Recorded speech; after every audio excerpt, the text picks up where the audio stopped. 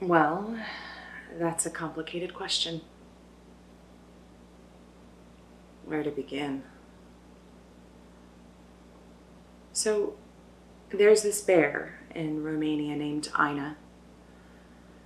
Ina was abusively held in captivity in a tiny cell for decades and was finally released into this big, beautiful sanctuary with acres and acres of land and stately trees to climb and other bears to frolic with.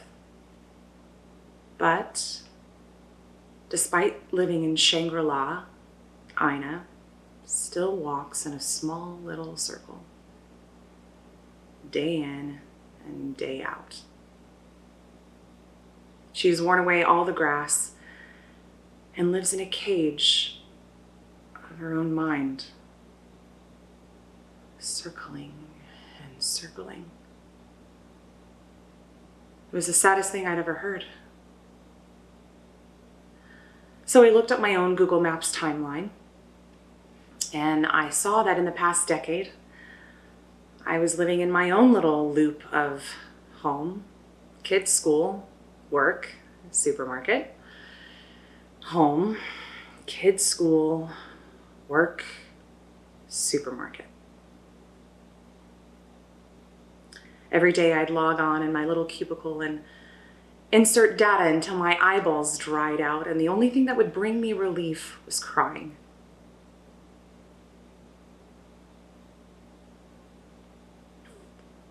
One morning I went into the office, my mug filled with anxiety, and I just deleted all my emails.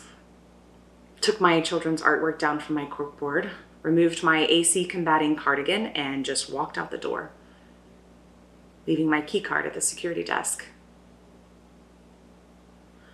I drove to a park and watched exhausted new moms push babies in strollers, geese arguing, leaves pixelating the trees.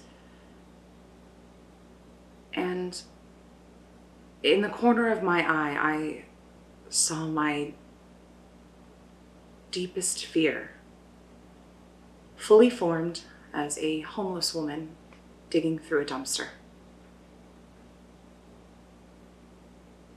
And what was even more heartbreaking is she had her children with her. Here I was working every day towards someone else's dream, corporate goals of the ultra-rich because of a deep-seated fear of destitution. So instead of picking up my children from after-school care at 6 p.m., I pick them up from school at 3 p.m. And I really studied them. I looked at them.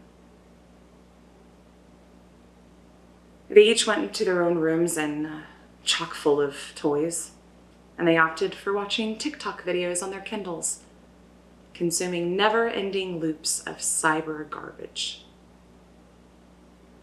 I thought about what I did at 8 years old. I played Barbies, hours and hours of Barbies. I remember a deep desire to wear high heels and sparkly dresses, be it at a dude ranch or in outer space. So I did. I dug through my closet, donned my old prom dress, and cooked dinner for the children. They didn't want the dinner that I cooked for them. They whined that it wasn't takeout. They wanted a toy with their meal that they would play with once, and it would end up in a drawer full of other ephemeral happy toys. Here my children were, in an infinite scroll of fast food and influencers. I had placed them in this loop so that I could go to my job loop. Here were my little baby bears, completely blind to all the options the world offered.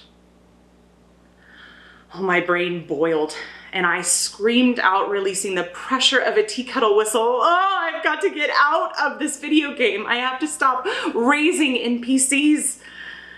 I turned off the internet and forced my children to go outside. We were gonna take a walk. a walk to get exercise in the sunshine, to breathe in fresh air and see nature. I marched those baby bears down the sidewalk as the cars zoomed by, and the children complained that they were too hot and too cold simultaneously. Well, their feet hurt. This was boring. I was wasting their time. They hated me. They said, this is pointless. We're just walking in a big loop. And there it was. I was escaping one loop by making another loop. We passed a gym of fitness enthusiasts, sleekly boxed in behind floor-to-ceiling windows, frantically circling on their stationary bikes and ellipticals in endless sets and reps of weights. Such weight. Such a weight.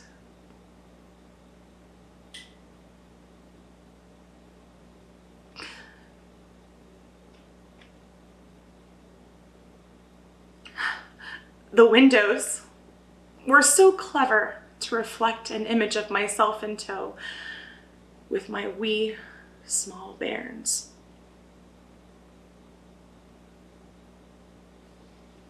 Working a desk job for over 20 years had really wreaked havoc on my lower back.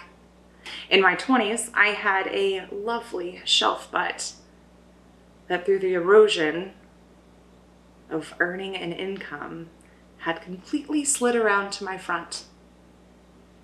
Every day that I sat in that desk chair, my butt would write checks and deposit them into the bank of FUPA.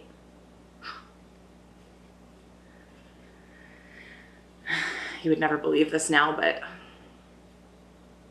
I used to be hot.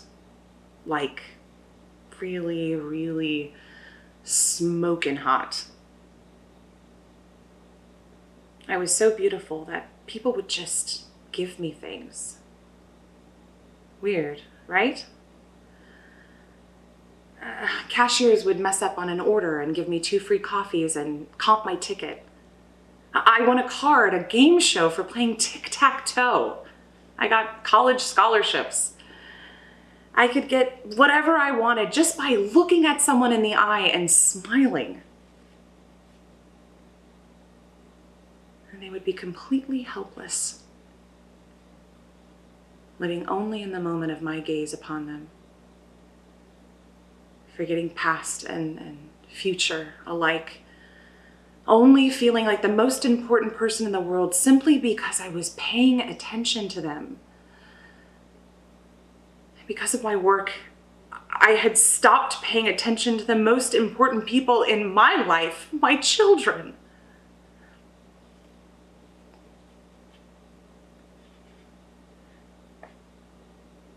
Did you know that people that fake their own disappearances are usually found because of their own patterns? Even on the other side of the world, assuming a completely different identity, we can't help but fall back into our same loops. Well, this is because loops are natural. Days are just the earth rotating on its axis. Years are just the sun, or the earth revolving around the sun, right?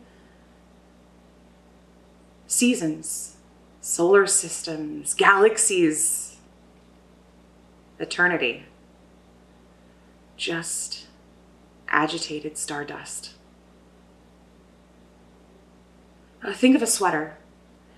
A sweater is just a bunch of loops fashioned together to make a cardigan to make you feel warm and safe. In your own life, you have to find the loops that are knit together to protect you. Instead,